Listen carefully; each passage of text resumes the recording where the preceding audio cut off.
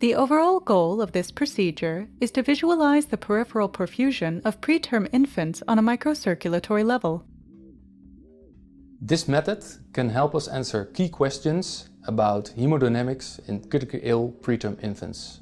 The main advantage of this technique is that it's non-invasive and therefore causes limited burden to the newborn patient. The implications of this technique extends towards the early detection of neonatal sepsis.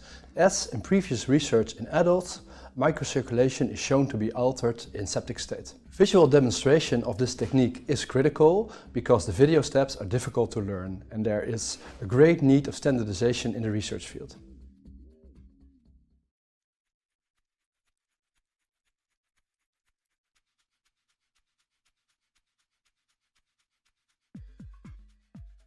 Schedule the microcirculatory measurement so that it does not coincide with other procedures such as blood sampling.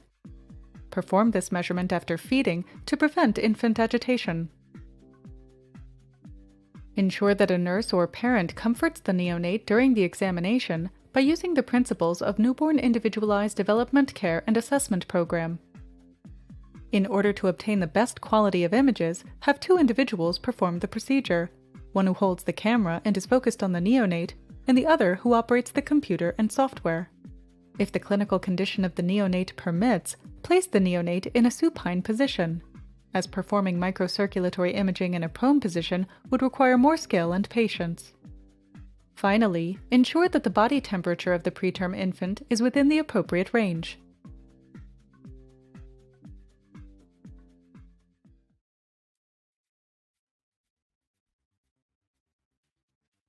Begin by installing